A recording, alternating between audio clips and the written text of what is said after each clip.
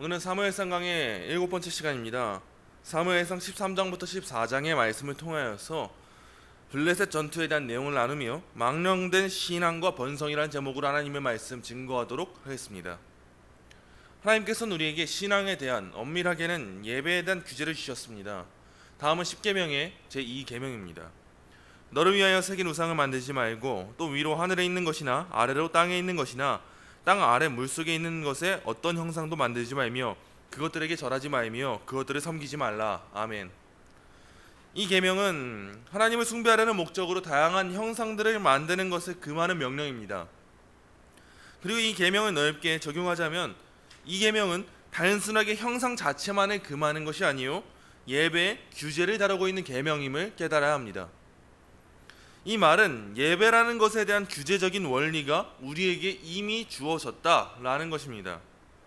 제명한 신학자인 존 프레임은 우리의 신앙생활 그리고 좁게 말하자면 우리의 예배에 대하여서 예배에서 우리는 하나님이 우리에게 요구하신 것만을 해야 하며 오직 성경만이 그 요구들이 무엇인지 말해준다라고 말했습니다. 또한 웨스트민스터 신앙고백서 21장 1항은 이렇게 고백합니다. 그러나 참 하나님을 예배하는 데 있어 용납될 수 있는 방법은 하나님 자신이 친히 제정하셨고 하나님 자신이 계시한 뜻에 의해 제한되어 있다. 그러므로 하나님을 사람들의 상상과 고안이나 또는 사탄이 제한하는 것을 따라서 어떤 가시적인 표현으로 예배할 수 없고 성경에 규정되어 있지 않는 어떤 다른 방법에 따라서도 하나님을 예배할 수 없다. 여러분, 예배라는 것은 열린 시험의 장이 아닙니다. 이것도 해보고 저것도 해보고 무엇이 우리한테 더 적합할까 천천히 차근차근 알아가는 방식이 아닙니다. 이런 식의 신앙생활은 결국에는 나에게 무엇이 적합한가라는 나를 위한 예배로 향하고 맙니다. 그러나 이 예배라는 것은, 신앙이라는 것은 나의 기쁨이 아니라 하나님의 기쁨을 향하는 것이요 나의 방법이 아니라 하나님의 방법을 따라야 함이 마땅한 것이다 라는 것을 우리가 주의할 필요가 있습니다. 우리의 신앙이 하나님의 방법을 따르지 않는다면 기록된 말씀과 말씀으로 비롯된 신앙의 전통적인 고백서들과 교리문답들과 신조들에서 벗어난다면 그것은 우리를 위하여 새긴 우상을 만들고 있는 것은 아닌지 신앙을 점검해 볼 필요가 있습니다. 하나님을 예배한다 하면서도 우리를 위한 여러 우상들을 새기는, 즉 우리의 만족을 위해서 예배하는 신앙을 가지고 있다면 그것은 바로 망령된 신앙입니다. 어리석고 부패한 신앙입니다. 오늘의 본문에 보게 되면 망령되이 행하는 사울의 모습이 등장합니다. 오늘의 말씀을 통하여 우리가 점검하고 다잡아야 할 신앙의 모습이 무엇인지를 바르게 깨닫고 회개하며 바르게 예배하는 저와 우리 동행교회 성도님들이 되시기를 간절히 소망합니다. 먼저 블레셋과 충돌한 이스라엘의 위기의 장면입니다.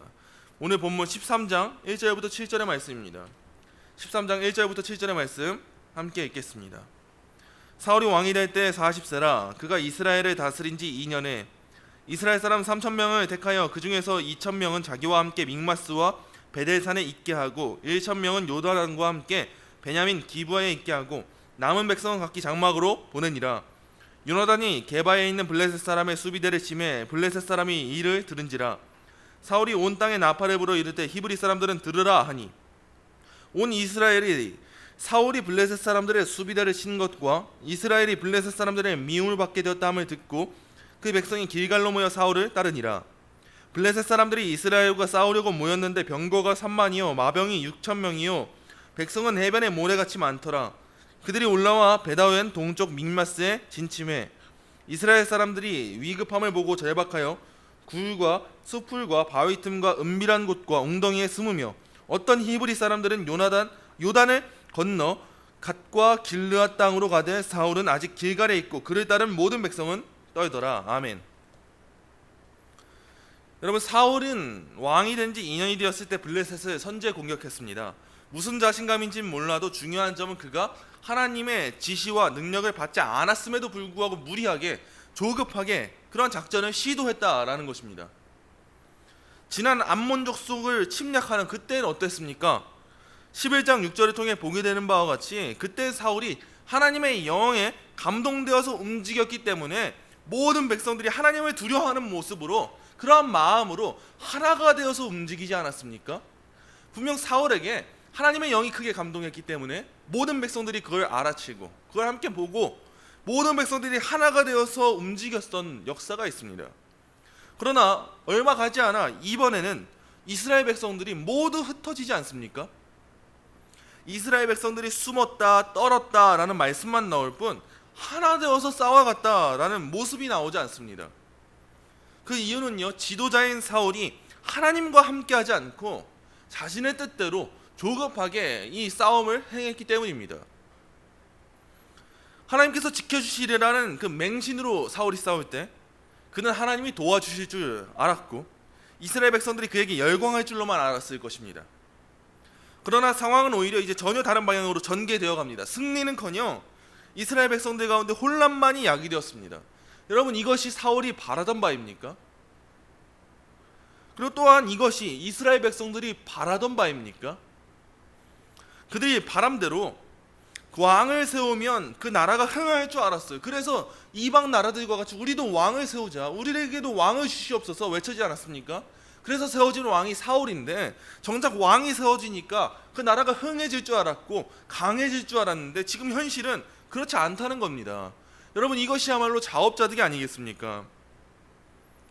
이어지는 말씀 13장 8절부터 14절의 말씀 중에 8절부터 10절의 말씀만 한번 읽도록 하겠습니다. 함께 읽습니다. 사울은 사무엘이 정한 기한대로 이레 동안을 기다렸으나 사무엘이 길갈로 오지 아니하매 백성이 사울에게서 흩어지는지라. 사울이 이르되 번제와 화목 제물을 이리로 가져오라 하여 번제를 드렸더니 번제 드리기를 마치자 사무엘이 온지라. 사울이 나가 맞으며 무난하매. 아멘.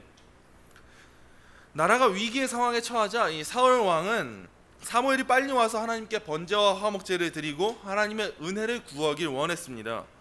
그러나 중요한 점은 그가 하나님께 번제와 화목제를 드리려고 했으나 그의 마음의 중심이 과연 하나님을 바르게 예배하는 데에 있었는가에 대한 문제입니다. 지금 그가 구할 것에 초점을 두고 있는가, 아니면은 하나님을 예배하는 데 초점을 두고 있는가, 이 문제가 굉장히 중요하다라는 거예요. 여러분, 바른 동기는 바른 행위를 낳습니다. 사울이 하나님께 드릴 번제와 화목제가 그 바른 동기로서, 그런 바른 마음의 중심으로서 준비되었다면 그는 분명 하나님께서 기쁘시게 받으시는 그런 방법대로 바르게 하나님께 번제와 화목제를 드렸을 것입니다. 그러나 그는 결코 하나님이 기쁘시게 하기 위한 번제와 화목제를 드리지 않은 것이 바로 이 사건의 큰 문제입니다. 하나님의 도우심을 구하면 뭐합니까? 하나님께 제사를 드리면 뭐합니까? 열심히 이것저것 다 하면 뭐합니까? 그 제사가, 그의 섬김이, 그의 모든 열정들이 하나님께서 기쁘게 받으시지 않는 방법이었다면 그는 지금 하나님을 바르게 섬기고 있지 않다는 것입니다. 올바르지 않다는 거예요. 사울은 사무엘이 이전에 10장 8절에 나오는 바와 같이 그에게 부탁한 대로 길갈에서 7일 동안 사무엘을 기다렸습니다. 그런데 사무엘이 7일이 지나도 오지 않으므로 이제 사울이 직접 자기가 친히 번제와 화목제를 드렸습니다. 여러분, 자기가 뭔데 번제와 화목제를 드립니까? 하나님이 언제 왕을 통해서 제사를 받으신다고 하셨습니까? 지금 자기가 제사장이라도 된 것처럼 어쩔 수 없는 상황이라고 하나님께 번제와 화목제를 드린 겁니다. 분명 사무엘이 정한 기간에 도착하지 않았습니다. 약속한 기간이 지났음에도 아무런 소식이 없었죠. 그리고 기다리다 못해 사울이 하나님께 직접 제사를 드리지 않습니까?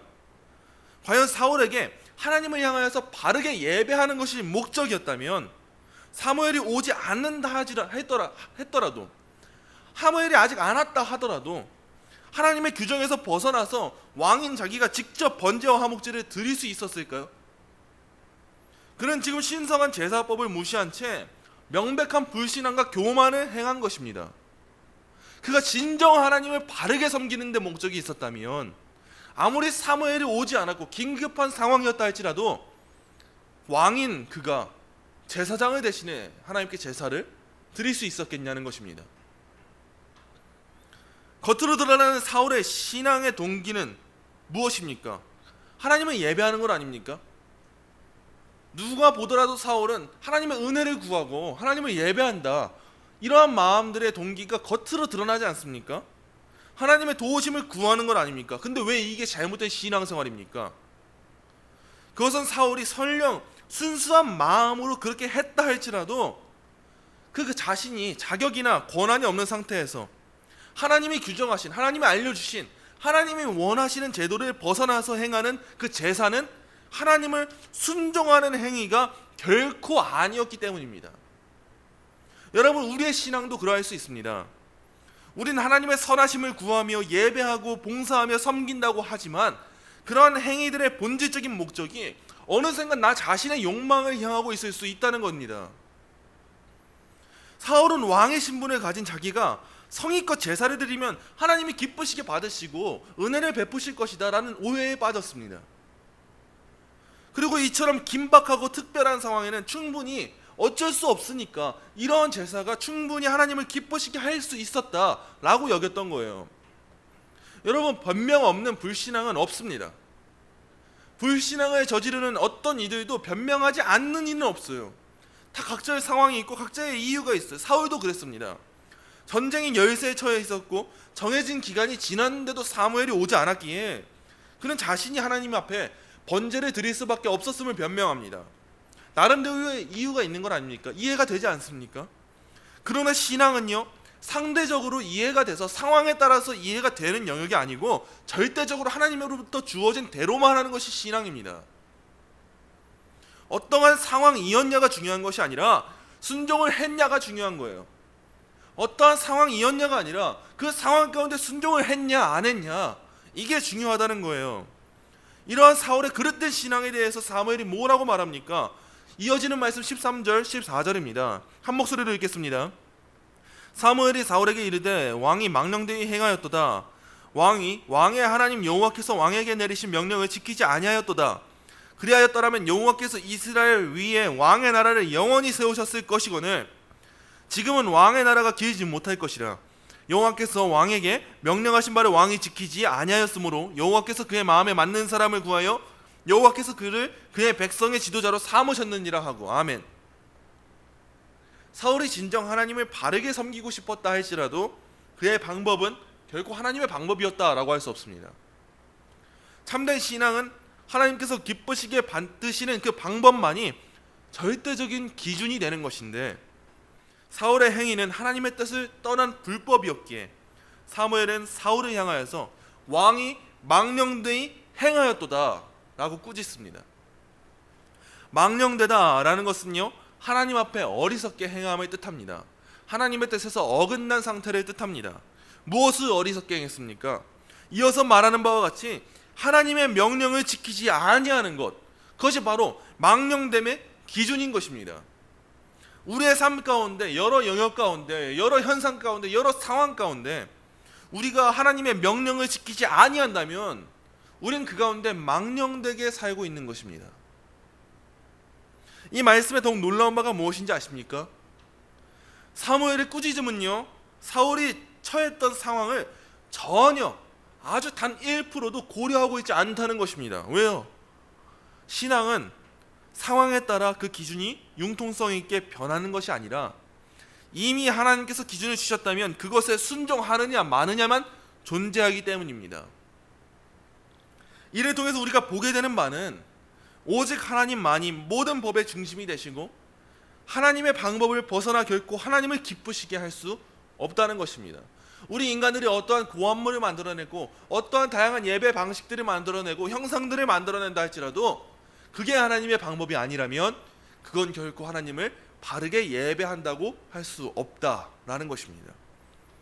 그러므로 사울의 왕조가 곧 끝난다는 것입니다. 하나님께서는 그의 마음에 맞는 사람을 왕으로 세우신다라는 거예요. 그가 누굽니까? 메시아의 조상이 될 것이며 유다 지파에 속한 왕, 이후 앞으로 오게 될 왕 다윗을 뜻하는 거예요. 말하는 거예요. 이후에 14장의 본문을 보시면 블레셋 군대를 향한 요나단의 기습 작전이 나오고 그로 인해서 이스라엘이 블레셋을 이기는 그러한 장면이 나옵니다. 사울은 용기가 아니라 하나님에 대한 맹신으로 블레셋을 덤볐지만 요나단은 재밌게도 그런 아버지의 모습을 닮지 않고 그런 모습을 보이지 않았습니다. 신앙으로 하나님의 응답을 구하며 적진으로 나아갔습니다. 그때 인원은요, 요나단과 그의 병사 1명, 총 2명 뿐이었으나 그 둘로 인해서 블레셋은 자멸하게 되었습니다. 이로 인해 성경은요, 이스라엘의 전쟁의 승패는 군사의 수가 많고 적음에 달려있는 것이 아니요 오직 하나님의 손에 달려있는 것이다 라는 것을 선포하고 있습니다. 우리 성도의 삶이 그렇지 않습니까? 언제나 우리 성도들은요, 인원수로, 머릿수로 세상과 싸워서 이길 수 있는 자들이 아니에요. 하나님의 일하심은, 하나님의 전쟁은요, 인원이 많고 적음에 속해 있지 않다는 거예요. 단 한 명의 사람이 하나님 앞에 기도하는 그 한 명의 사람일지라도 하나님께서 그를 통해 역사하신다면, 하나님의 전쟁이 이루어진다면 하나님께서는 그를 통하여서 능히 이 세상을 이길 힘을 허락하신다라는 거예요.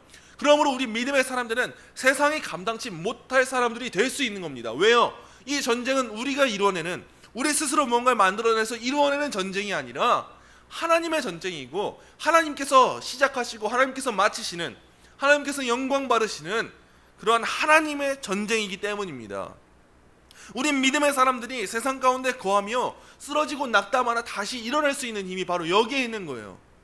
우리의 삶은 우리의 전쟁이 아니라 하나님의 전쟁이기 때문이다. 그러므로 우리의 많고 적음, 군사의 수, 우리의 힘, 우리의 세력, 우리의 권력, 이런 것이 우리에게 승패의 요인이 되는 것이 아니라 오직 하나님의 손만이 우리에게 승패를 안겨다 주신다 라는 것입니다. 그리고 이후에도 여전히 사울은 자신의 만족을, 자신의 욕망을, 자신의 이기심을 채우기 위해서 망령된 신앙을 해나가는 모습을 보입니다. 이러한 상황 가운데 너무 흥미로운 점이 무엇인지 아십니까? 사무엘은 사울 왕국의 종말을 예고했는데, 그런데도 불구하고 이 사울은 점점 더 흥하고 있다는 거예요. 사무엘은 분명하게 너의 왕조가 끊긴다, 너의 왕은 이제 오래 가지 못한다, 이제 너는 이제 끝나게 될 것이다 예고하는데, 말도 안 되게 지금 사울은 점점 더 흥하고 있다라는 거예요. 본문 14장 47절부터 52절의 말씀입니다. 47절부터 52절의 말씀 함께 읽겠습니다. 사울이 이스라엘 왕위에 오른 후에 사방에 있는 모든 대적 곧 모압과 암몬 자손과 에돔과 소바의 왕들과 블레셋 사람들을 쳤는데 향하는 곳마다 이겼고, 용감하게 아말렉 사람들을 치고 이스라엘을 그 약탈하는 자들의 손에서 건졌더라. 사울의 아들은 요나단과 이스위와 말기수하여 그의 두 딸의 이름은 이러하니, 맏딸의 이름은 메라비요 작은 딸의 이름은 미갈이며, 사울의 아내의 이름은 아히노아미니 아히마스의 딸이요 그의 군사령관의 이름은 아브넬이니, 사울의 숙부 넬의 아들이며, 사울의 아버지는 기스요 아브넬의 아버지는 넬이니 아비엘의 아들이었더라. 사울이 사는 날 동안에 블레셋 사람과 큰 싸움이 있었으므로 사울이 힘센 사람이나 용감한 사람을 보면 그들을 불러 모았더라. 아멘. 이스라엘은 사방에 있는 국가들로부터 항상 승리했습니다. 사울이 왕위에 있는 동안 그는 이스라엘을 침략하는 다른 모든 국가들을 다 평정해버려요. 참 아이러니한 일이 아닙니까? 사무엘이 분명 말했어요. 이제 사울의 왕이 끊길 것이다, 사울이 끝나게 될 것이다, 멸망할 것이다, 최후를 맞이할 것이다. 근데 망령된 신앙을 보이는 왕이 지배하고 있는데 지금 나라가 흥하게 되고, 그 왕 사울의 집안도 번성하고 있습니다. 그의 아들 요나단은요, 이후 다윗과 가장 친한 친구가 되고, 그 딸 중 미갈은 다윗의 아내가 됩니다. 그리고 사울이 다스리는 동안에 이스라엘은 매우 평화로운 시대를 유지합니다. 그렇다면 사무엘의 예언이 잘못된 것입니까? 아니면 하나님의 일하심이 잘못된 것입니까?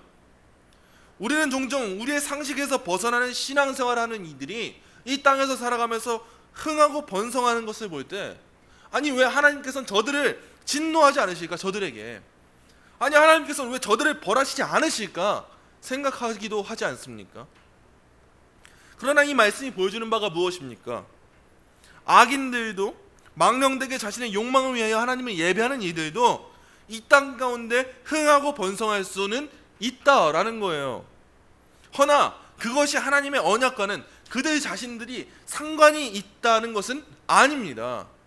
그들의 인생은 이 땅에서 흥할진 몰라도 그들의 인생을 통하여서 다른 하나님의 영광과 하나님의 언약과는 상관이 있는 게 없다는 거예요. 하나님의 사람들은 아니라는 거예요. 사울의 정치는 자신의 뜻을 따라서 행한 것이지 하나님의 뜻을 따라서 행한 것은 아닙니다. 이 사울이란 인물은요, 하나님께 쓰임 받았지만 결국 그 최후를 본다면 참 안타깝게 쓰임 받지 않았습니까? 그럼에도 겉으론 매우 흥하는 모습을 보이고 있습니다. 우리 또한 우리 주변에 있는 망령된 이들의 번성을 보면서 우리의 신앙이 흔들리고 미혹될 수도 있습니다. 그러나 여러분, 흔들리지 마십시오. 이 땅 가운데 겉으로 드러나는 성장과 번성을 그들이 누릴 수 있을지 몰라도 결국 그가 하나님의 마음에 합한 자가 아니라면 그는 결국 최후 심판에 마주하게 될 것이고 하나님의 뜻을 이루는 자가 될 수는 없다는 것을 말입니다. 말씀을 맺습니다. 사랑하는 성도 여러분, 우리가 거해야 할 신앙의 기반이 무엇입니까? 우리의 섬김은 우리의 감정이나 욕망, 번성을 기초로 하지 않습니다. 우리의 섬김을 받으시기에 합당하신 하나님께 그분께서 기쁘시게 받으시는 방법대로 행함이 마땅한 것입니다. 우리는 하나님께 망령되이 행하는 신앙의 모습을 보이지 않기를 원합니다. 또한 악인의 형통함을 부러워하지 아니하며 하나님의 마음에 합한 자가 우리가 되길, 하나님의 언약 가운데 그 뜻하심을 이루는 도구로서, 사울과 같은 도구가 아니라 하나님의 언약 가운데 그 뜻하심을 이루는 도구로서 사용받는 우리가 되길 간절히 바라며 소망하시기 원합니다. 그릇된 신앙의 형태에서 언제든지 우린 벗어나기 원합니다. 망령된 신앙과 번성에서 벗어나기 원합니다. 오직 하나님이 제정하신 그 방법대로, 하나님께서 기쁘시게 받으신다 말씀하신 그 방법대로 우리의 삶이 하나님을 예배하고 하나님만을 섬기고 있길 간절히 소망합니다. 기도합니다. 하나님 감사합니다.